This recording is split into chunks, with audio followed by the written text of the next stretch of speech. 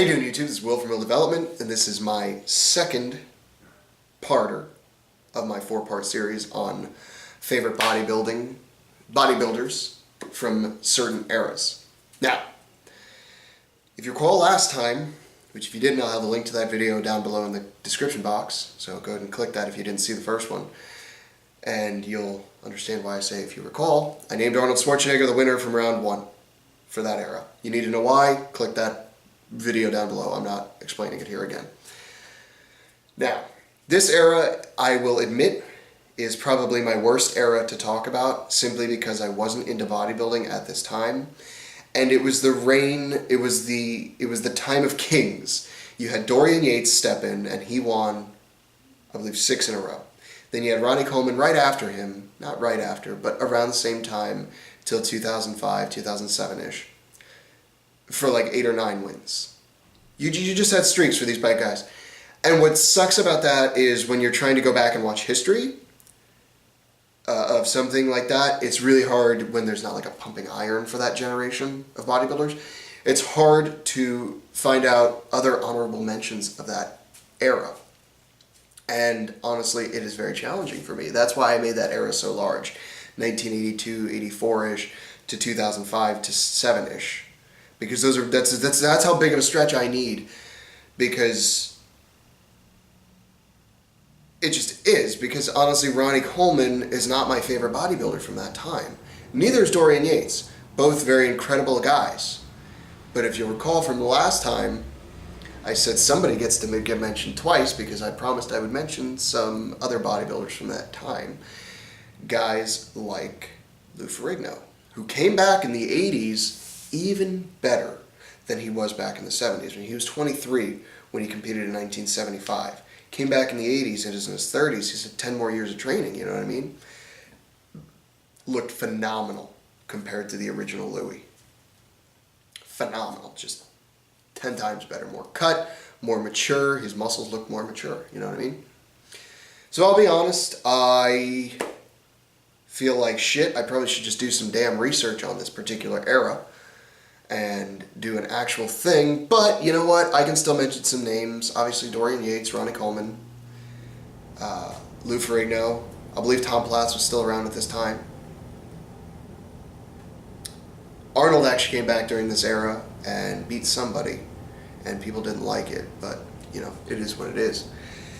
Now we go all the way past the 90s, past Dorian Yates, and into Ronnie Coleman's time of shine. And this is where my favorite rivalry in bodybuilding so far, almost so far, one of my favorite rivalries came up. And that was the rivalry between Jay Cutler and Ronnie Coleman. Jay Cutler is, I'm going to, spoiler alert, he is my favorite bodybuilder from this particular realm. Probably unfair since it's such a giant gap, but I have some good reasons why.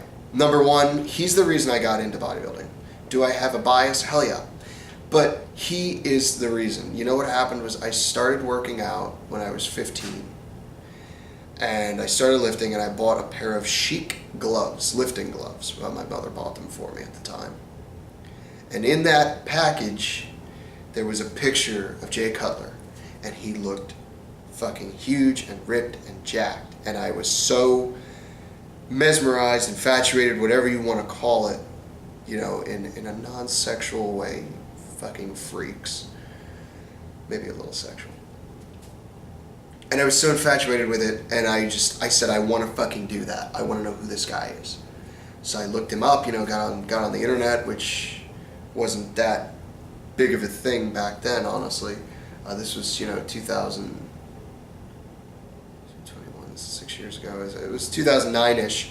I said shitty internet, I'll be honest. I had like dial-up internet because I lived out in the boonies, but looked him up, bought his book, which was not a very comprehensive guide on introduction to bodybuilding, but I treated that thing like gospel. There was no other for a very long time.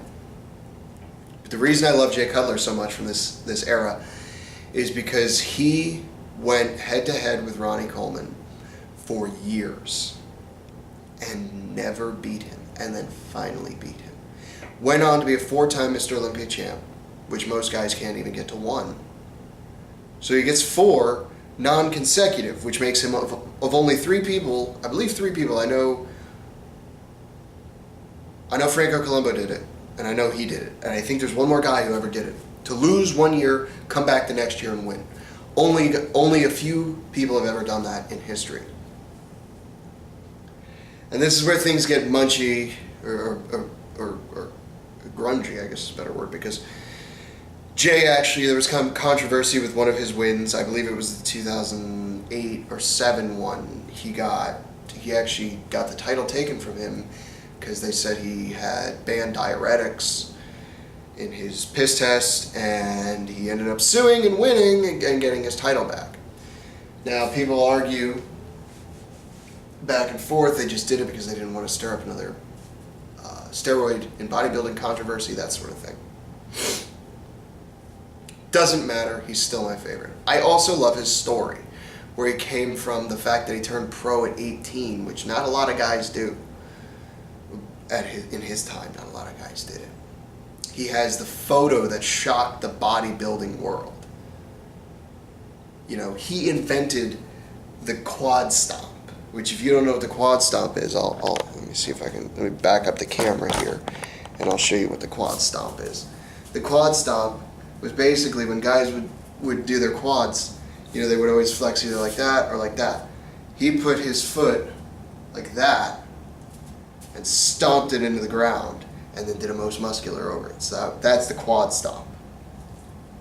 He invented that. That was him. That's like inventing the side chest. You know what I mean? Like, that's a big fucking deal. And it's incredible. And his body is, and it was, and still is quite incredible. That's about it. So, you're going to have to subscribe if you want to see part 3, which I can do a lot more detailed and a lot better, kind of like I did part 1. I promise, because that's the modern era from 2006-ish to today, which is, I have a lot more detail on. I'm a lot more versed in that particular area, just because that's when I was really getting into it and started watching it a lot more. I can name drop a lot more names that way. So, if you're not subscribed, you're going to have to subscribe, that way you can see that video when I drop it. It'll probably be next week, to be honest. And click below if you didn't see part 1, because it's down there. Hit that subscribe button. Thanks for watching. And if you don't subscribe so you catch next week's video, then what's your excuse?